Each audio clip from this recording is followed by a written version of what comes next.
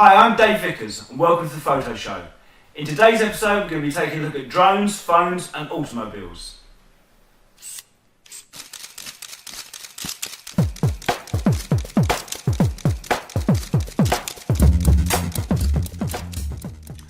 Drone copters have been popular in the US for a while, but they're getting more and more popular now in the UK.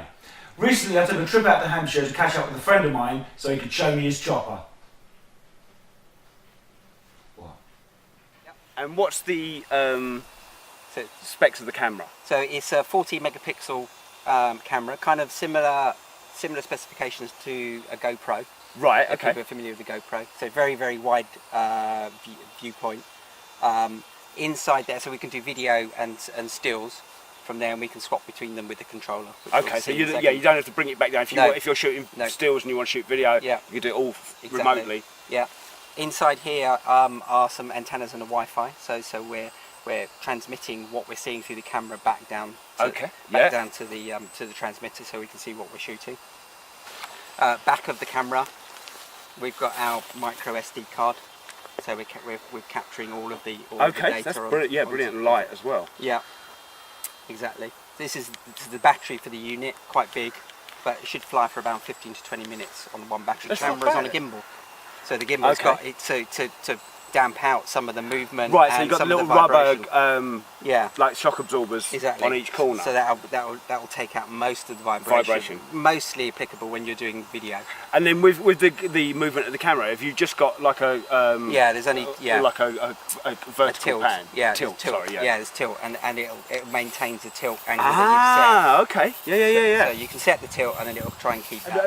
Is there sort of is there a lot of people doing this over in UK at the moment? There's quite a few. I mean, especially this. The Phantom has completely revolutionised the whole multi-rotor thing. Before it was kind of build it yourself out of bits and pieces, and they're very, very hard to set up and get flying properly. Yeah. This is a completely out of the box. You could take the battery out, charge it, take the thing out of the box, put the battery in after charging it, and fly it, and it's pretty easy to fly. And it works, right? Yeah. And it works, and you're seeing a lot more photographers coming into the market because these take most of the. I wouldn't say the skill, most of the skill out of flying. Well, you say that sort of. Yeah, you go back. Yeah. If I go back 20 years, your only thing of doing aerial photography was hiring a helicopter. Yeah. At £3,000 an hour. Exactly. This is a hobby level. Yeah. The next level up, you can start putting on mirrorless DSLRs, DSLRs even. And it's getting that next level of kind of quality in the images, and then right up to full SLRs and kind of red epics and Blackmagic cameras for cinematography. So this is the thing as well. I mean, you're then going back to actually getting real proper shots rather than relying on CGI and stuff like that. I mean, some of the stuff I've seen where low flying angles in through buildings and stuff like that. It's an entirely new perspective because even before, where people were doing aerial photography, most of the time you still can't get below 500 feet. Right. Because of the commercial, because of the kind of the air navigational place in wherever. No, I mean, amazing, and they're quite tough. It's pretty tough. I mean, touch wood. I haven't crashed this. Good. But good. Most of the things are replaceable. I like the. Did you put this on the little Q scan? Yeah. So people write their names, addresses on them. Okay. I just wanted to be funky. So, no, it's good. I like it. QR code. Yeah. So there's a little QR code. So if you find a drone copter anywhere, and you scan the QR code and it comes up Dave Beeson, this is the man who's lost it. So unless it's gone through the windshield of your car. Yeah, if you haven't, it wasn't mine. Then it was. Brilliant. Well, should we? Should we get it up in the air? Let's get it up in the air. Let's see what happens. Yeah. Right, starting up.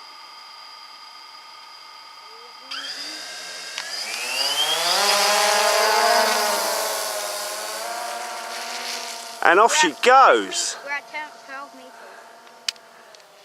So you can see. 30 meters. 27, 30. That looks incredible. Okay, so we've got this is the view from the camera at the moment. That's the view from the camera, and then we can also see what's going on. So we can see how many satellites we've got locked on. So if we're worried about not flying when there's GPS lock available, we can see there. We can see that the SD card is okay, so we've got space on it to shoot some pictures. What else can we see? So you've got a button for taking photos. Take a photo, Charlie. So that's taking a photo. And then it's gone straight back to live view And it's again. gone straight back to live view, yeah. And we can tilt the camera using the little up and down arrows. Just using the phone functionality. Oh yeah, Yeah. that's amazing. And then but you can see, I mean, it's, you know, we've been talking and I'm not. So you can put your hands off. Yeah. And it's And you it's look sitting up there. Yeah. So what kind of height do you reckon it's sitting at the You've hit moment? 100 metres. We're at 121. So that's over 300 feet up in the air. 130. That's Now the other thing I'm doing is I've switched in what we call intelligent orientation mode. okay. Because obviously if you're flying, if you imagine, it's not like driving a car, because when you're driving a car you're always facing forward, so everything's relative to your forward facing position. Whereas if you're flying an airplane or a helicopter or anything, as soon as you go off of facing forwards, then you have to think Everything's about reversed round and mirrored. So it's simply everything's reversed if it's pointing at you. Yeah. And then, but if you're side on, left or right, then things become really tricky and you really have to think about what you're doing. Yeah. So but they kind of make that easier, but we have a mode called intelligent orientation control. So everything is relative to the direction it was pointing when it took off. okay. So yeah. So I can still do. So forward will be forward, and it will move in what your aspect is. Correct. Forward. Yeah. Exactly. Not just where forward is on the so camera forward point. is always forward. Left and right are always left and right. Backwards is always back home. Yeah. So if everything else fails and you get completely disorientated, you've got no idea what it's doing, just get to a reasonable height and pull backwards and it will come back home.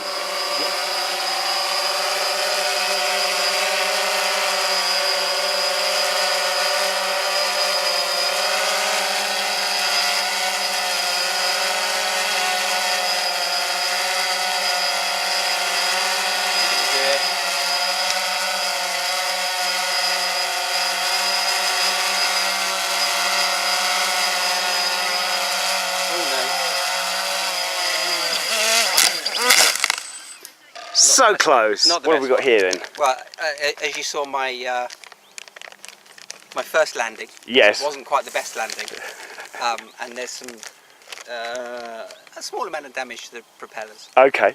But And the propellers are kind of disposable. They're yeah. See. So I got some spare propellers. And how often are you changing propellers, or is it This just? is the first time I've changed them in all the time that I've had it. So you were fine until I came, and So until it's a hobby. Yeah, any hobby, there's an outlay and a cost to it. Exactly. Yeah, and if the ultimate cost in this is you lose the copter, then Then I'll cry. yeah. Next on the photo show, we're looking at camera phones. With the growth of things like Twitter and Instagram, more and more people are taking photos on their phone and uploading them directly to the web. So we took a look at probably the best camera phone on the market at the moment, the 41 megapixel Nokia Lumia 1020. Okay, this is the Nokia Lumia 1020 Windows phone. This isn't actually a review of the phone. What we're actually looking at this time is the camera on this phone. So if I turn the phone over, you can see it's got this bulge on the back of it, and that's the camera unit itself. And you can see by the specs there, saying it has a 41 megapixel sensor with Carl's Zeiss Pure View lens. This thing shoots amazing photographs, 1080p video as well, which is quality is amazing. We'll have a look at some of those in a while. But the interesting thing about this as a camera phone is it has an awful lot of manual options. Now you can press the shutter button and that will activate the camera straight away. So there we are, we're in the live view of the camera now. You can use this button here to take a photograph, so you just push that there, and that will focus, then take a shot. And you've also got a dedicated shutter button on the top of the camera phone as well, so you can just use it like a point and shoot. So you've got it on the screen there. If you want to zoom in, you can just slide your finger up the screen, or you can do it as a pinch movement as well. And there you go, you come in nice and close there. And again, you can take another shot there, focus up. Saving the image. Okay, so that's the basic camera operations, like in any other camera. But where it gets different now is if you just drag the shutter button towards the center, you suddenly get all of these other options. You've now got options to adjust white balance, focus, ISO, shutter speed, and exposure compensation. So let's just grab the white balance slider here and start to move it up. You can see starting to go through cooler ranges. You've got a bunch of different settings here, from tungsten lighting through daylight, cloudy situations, and back to auto. Next up here you've got manual focus. So again, same thing, just grab the slider, and as you move it up, the camera will focus manually. So again, you could use this for some macro close-up shots where you want selective focus in it. Next up you have the ISO settings, which on this runs from 100 ISO all the way up to 4000 ISO. So again, if you're shooting in low light, you've got plenty of range of ISOs to go through there if you want to use it manually. Next in line we have the shutter speed, which on this runs from 1/16,000th of a second all the way down to, going through all the options, 4 seconds. So you could use this to shoot long exposures. There is an attachment you can get to put it on a tripod, so you could set it up and shoot some long exposure shots with it as well. Let's bring that back down there. And finally you've got an exposure compensation on this, where you can drop it down to -3 stops, and again push it the other way up to +3 stops. So you've got an awful lot that you can adjust as you go along to manually set up your camera if you want to. But as you can see, you've got an awful lot of options here for using the camera manually, and I'm finding I'm not taking little compact cameras out with me at the moment. If I'm going out and about, I've got the phone with me, and I know that if I need to, I can still get pretty decent shots. That's a rundown of the basic camera options on the phone. There are other things you can do. There's a bunch of lenses where you can shoot panoramas and action shots and things like that, but we'll shoot another video another time and look at those in more detail. For now, let's have a look at a couple of bits of HD video that I've shot on the phone and a bunch of the photos that I've taken over the last couple of months.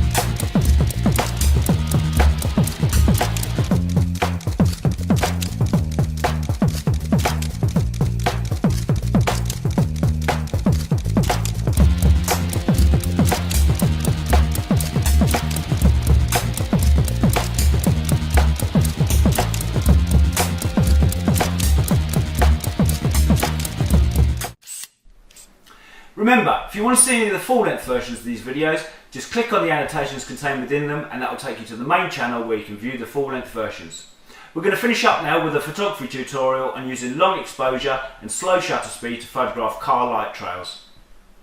I'm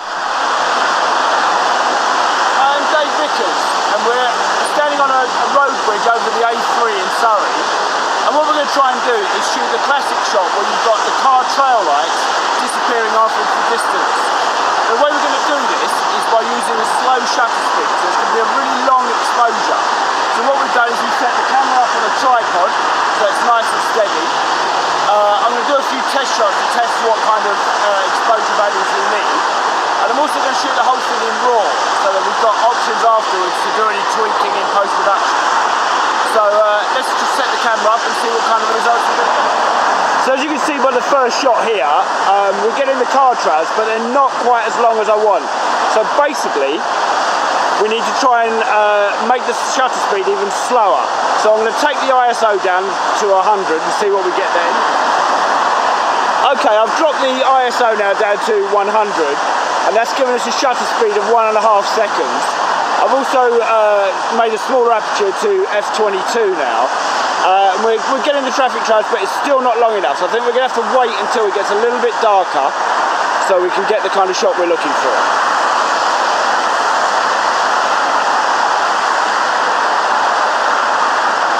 Okay, so we've done a few test shots now, and it's looking like, at the moment, with the way the light is, that about a 5-second exposure at f22 with the ISO set at 100 is giving us the full strength of the card trails that we're looking for. I'm just going to wait a little bit longer till the light drops a little bit more, because I think it'll be better with less of the ambient light around, so the card trails show up a little bit better. Maybe we might get lucky with the street lights to come on as well. But unbelievably, it's actually not quite dark yet.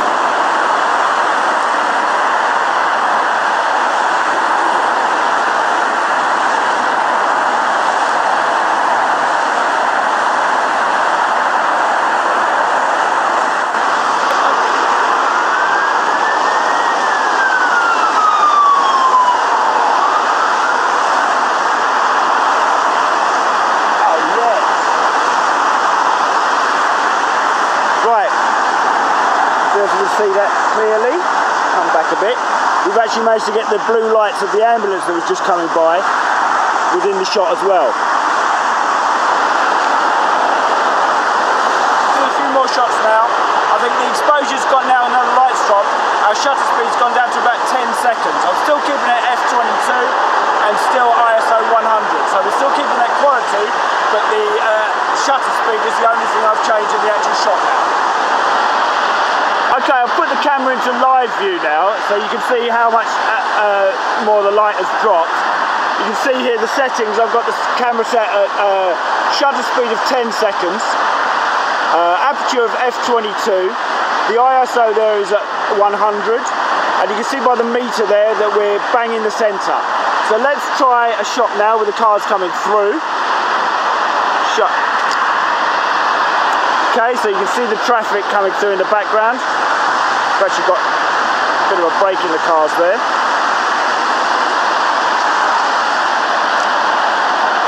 Okay, the shot's been taken, and you can see there, let's put it back on play. We've got the car trails, we've got the street lights.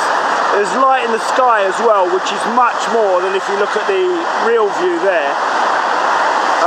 So we'll take a few more shots and wrap this up.